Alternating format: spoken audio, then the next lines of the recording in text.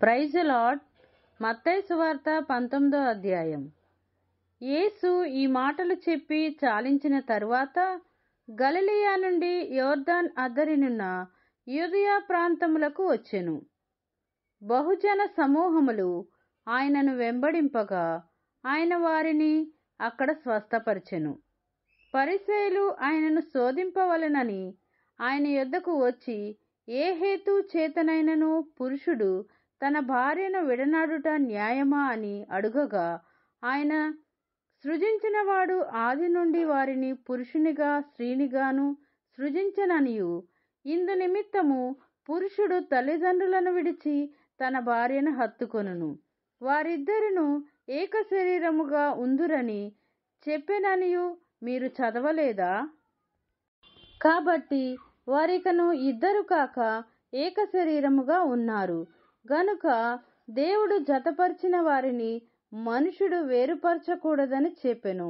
అందుకు వారు, అలాగైతే పరిత్యాగ పత్రికనిచ్చి ఆమెను విడనాడుమని మోషే ఎందుకు ఆజ్ఞాపించెనని వారు ఆయనను అడుగగా, ఆయన, మీ హృదయ కాఠిన్యమును బట్టి మీ భార్యలను విడనాడ మోషే సెలవిచ్చెను గాని ఆది నుండి అలాగు జరగలేదు.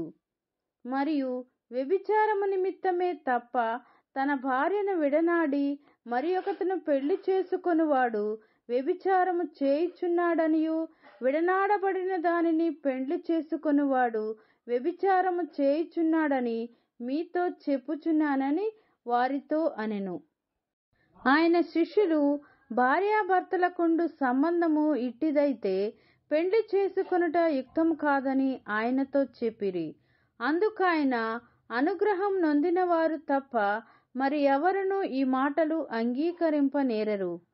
తల్లి గర్భము నుండి నసుంపకులుగా పుట్టిన వారు గలరు, మనుషుల వలన నసుంపకులుగా చేయబడిన నసుంపకులను గలరు. పరలోక రాజ్యము నిమిత్తము తమను తామే నసుంపకులుగా చేసుకొనిన నసుంపకులను గలరు. ఈ మాటను అంగీకరింపగలవాడు అంగీకరించునుగాక అని వారితో చెప్పెను. అప్పుడు ఆయన వారి మీద చేతులుంచి ప్రార్థన చేయవలెనని కొందరు చిన్నపిల్లలను ఆయన యొద్దకు తీసుకొని వచ్చిరి. ఆయన శిష్యులు తీసుకొని వచ్చిన వారిని గద్దింపగా, యేసు, చిన్నపిల్లలను ఆటంకపరచక వారిని నా యొద్దకు రానివ్వుడి, పరలోక రాజ్యము ఇలాంటి వారిదని వారితో చెప్పి వారి మీద చేతులుంచి అక్కడ నుంచి లేచిపోయెను. ఇదిగో, ఒకడు ఆయన యొద్దకు వచ్చి, బోధకుడా, నిత్యజీవం పొందుటకు నేను ఏ మంచి కార్యము చేయవలనని ఆయనను అడిగెను. అందుకాయన, మంచి కార్యమును గూర్చి నన్నెందుకు అడుగుచున్నావు? మంచివాడొక్కడే. నీవు జీవములో ప్రవేశింపగోరిన ఎడల ఆజ్ఞలను గైకొనమని చెప్పెను. అతడు, ఏ ఆజ్ఞలని ఆయనను అడుగగా, యేసు, నరహత్య చేయవద్దు, వ్యభిచరించవద్దు, దొంగిల్లవద్దు, అబద్ధ సాక్ష్యం పలుకవద్దు, తల్లిదండ్రులను సన్మానింపుము, నిన్ను వలె నీ పొరుగు వారిని ప్రేమింపవలెను అనునవే అని చెప్పెను. అందుకు ఆ యవ్వనుడు, ఇవన్నీయు అనుసరించుచూనే ఉన్నాను, ఇకను నాకు కొదువ ఏమని ఆయనను అడిగెను.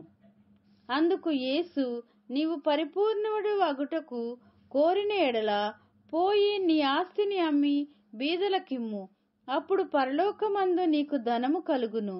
నీవు వచ్చి నన్ను వెంబడించుమని అతనితో చెప్పెను. అయితే ఆ యవ్వనుడు మిగులు ఆస్తి గలవాడు కనుక ఆ మాట విని వ్యసనపడుచు వెళ్ళిపోయెను. యేసు తన శిష్యులను చూసి, ధనవంతుడు పరలోక రాజ్యములో ప్రవేశించుట దుర్లభమని మీతో నిశ్చయముగా చెప్పుచున్నాను. ఇదిగాక ధనవంతుడు పరలోక రాజ్యములో ప్రవేశించుట కంటే సూదిబెజ్జములో ఒంటె దూరుట సులభమని మీతో చెప్పుచున్నానెను.